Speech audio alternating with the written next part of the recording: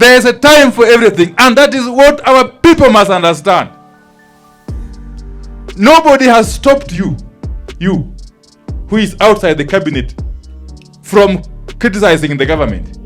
You can continue criticizing it until the cows come back home. And do it properly. Because I also want to be criticized. I want to be critiqued as a member of the executive for me to deliver services properly. But don't expect me to join you in criticizing the executive. That can't be my work. If it is your work, do it. Do it properly.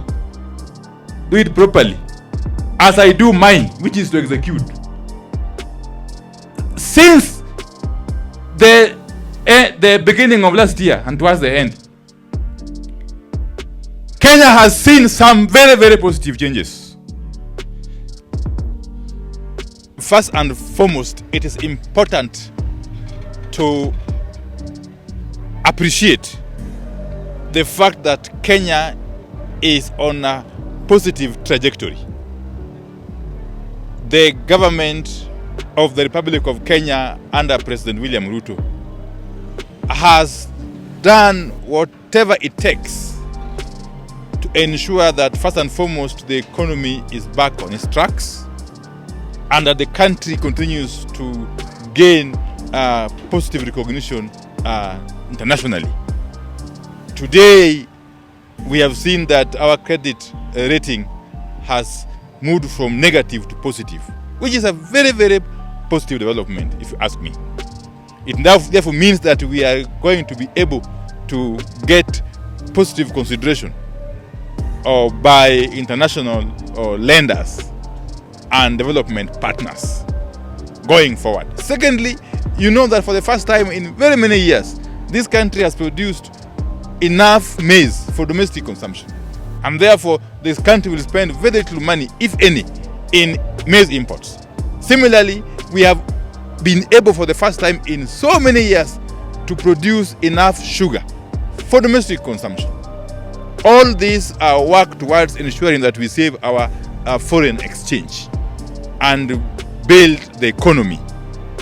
So, the economy itself is on a rebound. And everybody is going to appreciate this in the fullness of time. So the government is doing a lot that needs to be appreciated, even though we can't stop those who want to criticize. Criticizing is normal, it's expected. It's expected. And in fact, it's the work of the parliament, both National Assembly and Senate, to oversight the government, oversight the executive. Okay? That is the work of the National Assembly and the Senate. In the same manner, it is the work of the county assemblies to oversight county executives. But to expect me, as a member of the executive, to participate in the criticism of the government that I serve in is to stretch the imagination too far. Is actually to be delusional.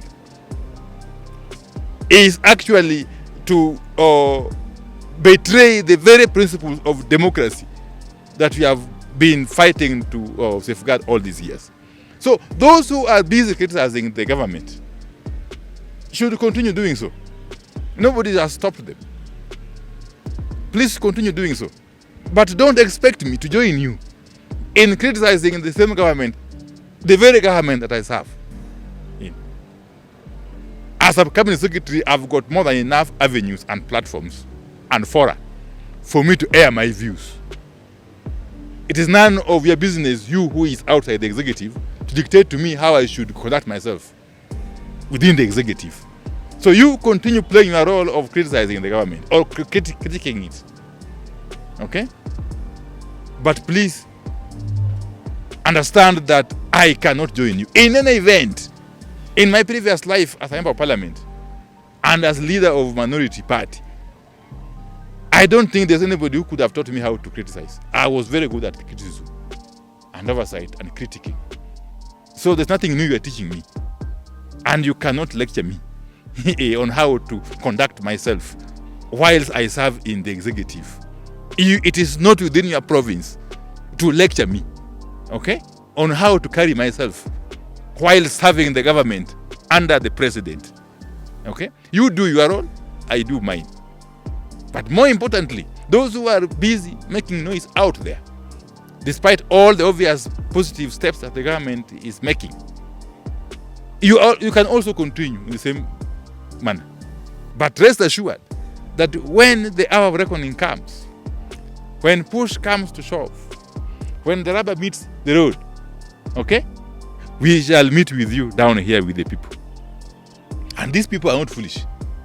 Kenyans are not foolish. They know for sure what steps or gains have been realized under this government. And we continue to achieve milestone after milestone as time goes by.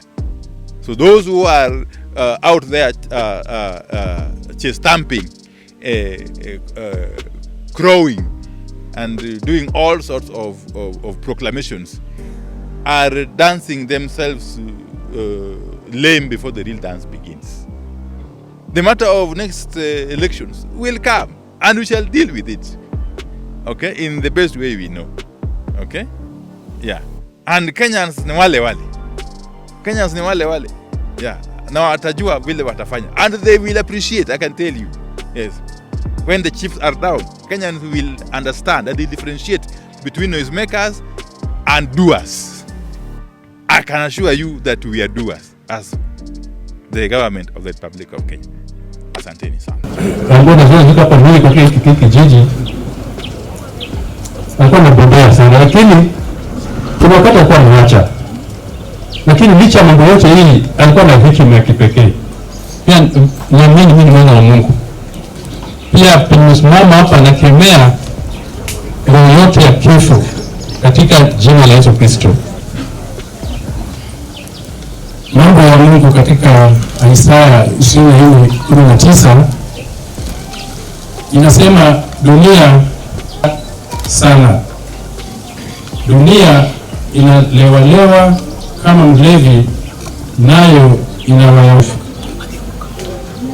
Hadi mtumishi wa Mungu Paulo akasema kwamba licha ya mambo yote sisi ni zaidi ya washindi. Kuna wengine kutoka close na wengine zaidi tu vile Mungu amedesign. Kwa hivyo mwenye chance anasema nimeona James wangu. Kwa ndugu yangu James, kuna vitu vingi nilijifunza kwake. Na vitu vingi pia nilijifunza kwangu. Lakini just to crown it all, alikuwa mtu andangu wengine tu. Na maybe I'm soft. Niliomba hivyo Bwana sifiwe. Niliomba being soft and cool na kitu kama hiyo, that's the attribute of God. Kama bouncer wangu Bwana sifiwe. Na mimi pia nimekuwa kama bouncer wake. Lakini nimefikiria kwamba wote walikuwa na changamoto, lakini wanakuwa hapa hivi. That day tulikuwa na graduate. Being a sacrifice this time, after sacrifice these resources, tulikuwa kwamba alikuwa hustler. Lakini amesomesha mtoto wake. Alikuwa fundi kwa plumber wa jiokali, akipata kazi anapata kidogo watoto wanasoma. So alikuwa anapenda familia. Hizo tulifanya shopping, hizo ni nasi nyingi sana kutoka kwa ndio vitu za Mombasa hizo, sijui zilikuwa nini. Tunakwenda nasi. Ilikuwa mtu wangu kutoka kitu kingine. Kama ni mmoja kama ni mmoja. Wao wanakuwa timu moja sana. It's a strong objective. When I need to be those men, two of them. When 16, when I say one hour, the president, all of them. Playing national. All national for you. Ndio kwa ofa mtu. Wasasa mfano kama ni mdogo. Katika kiasi. So, bila kusema mimi nimekuja Mombasa, witness the graduation of Rango, na pia kumwona. Kwa maana kwa leo kumwona